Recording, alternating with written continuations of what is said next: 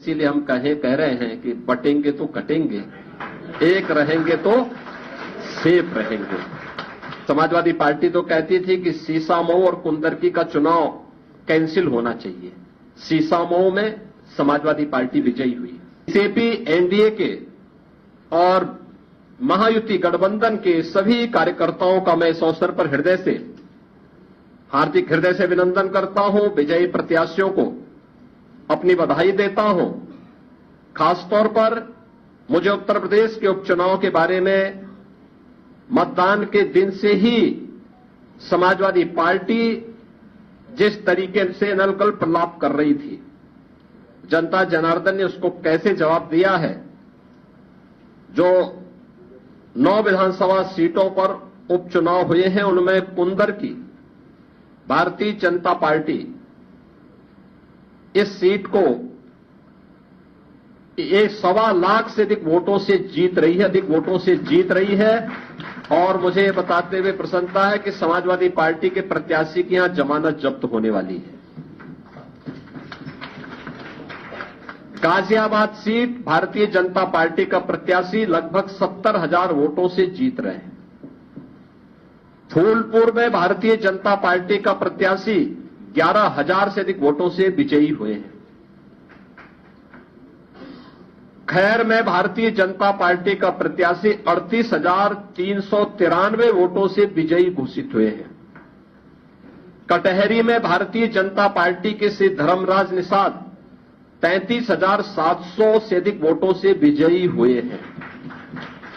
मीरापुर में भारतीय जनता पार्टी के सहयोगी दल राष्ट्रीय लोक दल की प्रत्याशी श्रीमती मिथिलेश पाल 30,426 वोटों से विजयी घोषित हुई हैं। और मझवा में भारतीय जनता पार्टी की प्रत्याशी 4,863 वोटों से विजयी घोषित हुई है।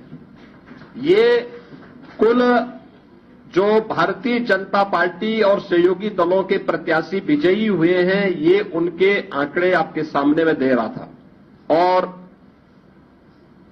समाजवादी पार्टी का प्रदर्शन का आकलन आप कर सकते हैं। समाजवादी पार्टी तो कहती थी कि सीसामऊ और कुंदरकी का चुनाव कैंसिल होना चाहिए। सीसामऊ में समाजवादी पार्टी विजयी हुई, लेकिन समाजवादी पार्टी की प्रत्याशी वहां पर मात्र 8,600 वोट से जीती है। आप अनुमान करिए, लोकसभा चुनाव में समाजवादी पार्टी ने 2022 में इस सीट पर समाजवादी पार्टी 2022 में जो हार का अंतर था यह 12,200 से अधिक वोट से था। और यह इस बार केवल 8,000 वोटों तक सीमित रह गई। करहल 2022 में समाजवादी पार्टी का प्रत्याशी वहां 67,500 से अधिक वोटों से विजयी हुए थे। और इस बार यह अंतर मात्र 14,000 का रह गया है। यानी जो केशव जी ने कहा है कि अगली बार वहां भी कमल खिलेगा, ये इस ओर हम सबको बहुत स्पष्ट कर देता है। और मुझे बताते हुए प्रसन्नता है कि जो ये पूरा चुनाव हुआ है, भारतीय जनता पार्टी गठबंधन ने इस पूरे चुनाव में 52% से अधिक वोट प्राप्त किए हैं। यानी 50+ वोट्स पर बीजेपी प्रदेश में इस पूरे उपचुनाव को प्रदेश भर में जीती है।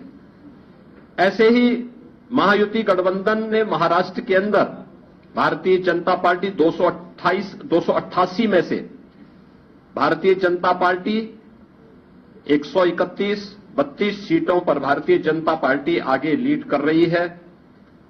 शिवसेना शिंदे गुट 55 सीटों पर और एनसीपी अजीत पवार गुट 40 सीटों पर, यानी कुल 226 सीटों पर अकेले भारतीय जनता पार्टी महायुति गठबंधन विजयी हो रहा है।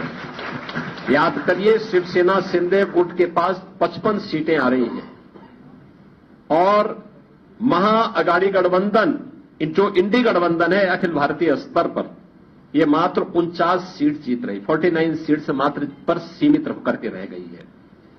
यानी देश की जनता नकारात्मक राजनीति को, बांटने वाली राजनीति को पूरी तरह खारिज कर चुकी है। और इसीलिए हम कह रहे हैं कि बटेंगे तो कटेंगे, एक रहेंगे तो सेफ रहेंगे। तो एक रहेंगे, सेफ रहेंगे पर देश की जनता जनार्दन ने राष्ट्रीय एकता और अखंडता को मजबूती प्रदान करने के लिए, सुरक्षा और समृद्धि के लिए अपना जनादेश दिया है। मैं आप सबका एक बार फिर से अभिनंदन करता हूं। भारतीय जनता पार्टी के उन लाखों कार्यकर्ताओं का हृदय से उन्हें बधाई देता हूं और विजयी प्रत्याशियों को भी अपनी बधाई देता हूं।